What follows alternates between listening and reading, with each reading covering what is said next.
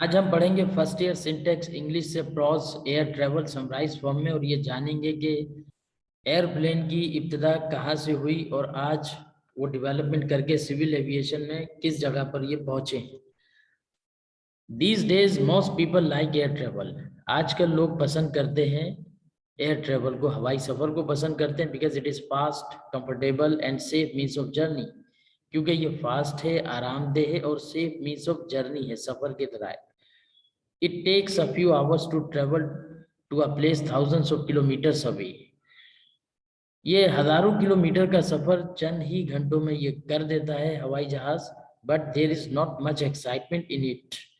लेकिन इसमें कुछ एक्साइटमेंट नजर नहीं आती लोगों को, because we can not see much of the world from the height at which airplanes fly. क्योंकि ज्यादातर हम दुनिया देख नहीं सकते। जब काफी ऊंचाई पे जहाज उड़ता है तो चीजें धुंधली हो जाती हैं, क्लियर नजर नहीं आती है। Endeavors of fly have been made by men since long. The first man who tried to fly was a Frenchman piloted de Rosier. Endeavors कहते हैं कोशिश को, कोशिश जो होती रही उड़ने की, फ्लाई करने की, परिंदों को देख के इंसान को हमेशा से ये शौक रहा कि काश के वो भी उड़े, उसके भी पर हों, अगर पर नहीं तो कोई जराए हों उड़ने के। तो एक फ्रेंच मैन थे जिनका नाम पायलटर डी रोजियर था। उन्होंने इसकी ये समझ लें बुनियाद रखी, दाग बेल डाली। who went up in a hot air balloon on October 15, 1783। जो हॉट एयर बलून के जरिए जिन्होंने अपना एक पहली इब्तिदा की, ट्रेवल किया, एयर ट्रेवल किया 1783 में। he had another person with him, marquis de अर्लेंडिस।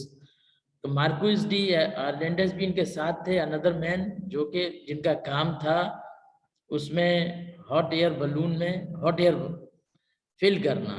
who fed dry straw to the fire which filled the balloon with hot air.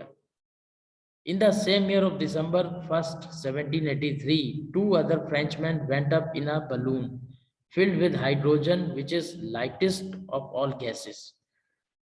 उसी साल 1 दिसंबर को 1783 में दो और फ्रेंच मैन थे जिन्होंने बलून का एक्सपेरिमेंट किया, जो कि इस दफा वो हॉट एयर बलून नहीं था बल्कि हाइड्रोजन गैस से भरा हुआ था, और वो लाइटेस्ट गैस है तमाम गैसेस के मुकाबले में। Developments in this regard continued in 1909। 1909 तक भी तरक्की होती रही, बल्कि आज तक चल रही है। तो हम इब्तिदा देख रहे हैं कि 1909 में भी इसमें डेवलपमेंट चल रही थी। A Frenchman Bleriot design an airplane and flew across the English channel. एक फ्रेंचमैन थे, ब्लेरियट उनका नाम था, उन्होंने डिजाइन किया एक एयरप्लेन और इंग्लिश चैनल का सफर किया, पूरा समंदरी रास्तों का। A rapid development in the design and manufacture of aircraft took place during the First World War।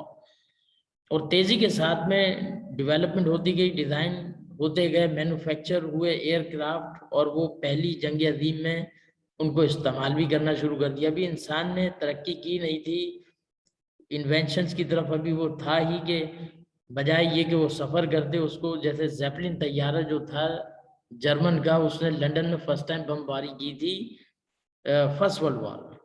It was development of fighter planes in 1916। तो ये डेवलपमेंट थी फाइटर प्लेन्स की 1916 में, क्योंकि पहली जंग अजीम जो थी 13 में स्टार्ट हुई, 1913 से 1919 तक रही। Ever since then, the development of planes have been in direction of high speed and high altitude। तो जब से जो है इंजीनियर्स एरोप्लेन को इस तरह से डिजाइन करते थे कि उनकी हाई स्पीड बढ़े, डायरेक्शन में जाए, हाई एल्टीट्यूड, ऊंचाई पे उड़े। Airships were use for passenger services after first world war. तो एयरशिप इस्तेमाल होती थी पहले जंग अजीम के बाद पैसेंजर्स के लिए, सफर के लिए, but were abandon due to unsafe conditions. लेकिन उनको छोड़ दिया गया, तर्क कर दिया गया, अबेंडन कर दिया गया, क्योंकि अनसेफ कंडीशंस थी। कई ऐसा नहीं है कि एयरप्लेन इतना ही आरामदेह कंफर्टेबल था, बल्कि अनकंफर्टेबल सफर था, कई लोगों की जानें गई, कई क्रैश हुए एयरप्लेन्स। इन्हीं एक्सपेरिमेंट के दौरान कई पैसेंजर्स मारे गए। The giant hangar at Karachi is relic of those days. तो उन दिनों में जाइंट हैंगर के नाम से था एयरप्लेन, जो मशहूर था। When the second world war started, The regular aeroplane flights for passenger has become quite common. दूसरी जंग अजीम जब स्टार्ट हुई थी तो फ्लाइट के लिए एरोप्लेन जो थे काफ़ी कॉमन थे, लेकिन अभी भी उसमें डेवलपमेंट इम्प्रूवमेंट की ज़रूरत थी. After the end of the war there had been two developments in the invention of radar and jet propulsion. जब दूसरी जंग अजीम का खात्मा हुआ तो मजीद इसमें तरक्की हुई, अच्छे डिज़ाइन बनाए गए जहाज़ों के, एयरप्लेन के, और दो इन्वेंशंस और वजूद में आई, एक रडार और एक जेट प्रोपल्जन था. रडार का काम जो था वो डिटेक्ट करना था, लोकेशन देखना था जहाज की, और प्रोपल्जन जो उसकी स्पीड बढ़ाना था. The radar has made it possible to avoid air collision.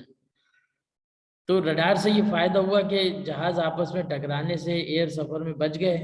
While the jet propulsion has given airplanes quite a high speed. और जो जेट प्रोपल्जन था वो काफी उसने एयरप्लेन की स्पीड बढ़ाई. Now the problem for an airplane air navigation is to cross the limit of speed of sound. अब problem ये थी कि नेविगेशन के दौरान, एयरप्लेन के सफर के दौरान जो है उसकी जो साउंड है उनके ऊपर काम करना, कि जहाज में जो लोग बैठे हैं उनको ज़्यादा आवाज़ महसूस ना हो कि इंजन की आवाज़ आ रही है जहाज में. ये इंजीनियरिंग, अब इंटीरियर इंजीनियरिंग के ऊपर इनको काम करना था. इट इज़ एक्सपेक्टेड दैट अब आज की बात कर रहे हैं ये, अब जो जहाज की कंडीशन है वो बहुत ही आरामदेह और काफ़ी कंफर्टेबल है. It is expected that in a few years the speed of airplanes will approach 3260 kilometers per hour. अब ये एक्सपेक्ट किया जाता है आज के दौर में कि एयरप्लेन की जो स्पीड है पर आवर के हिसाब से 3260 किलोमीटर जो है वो हो जाएगी. Thank you for watching.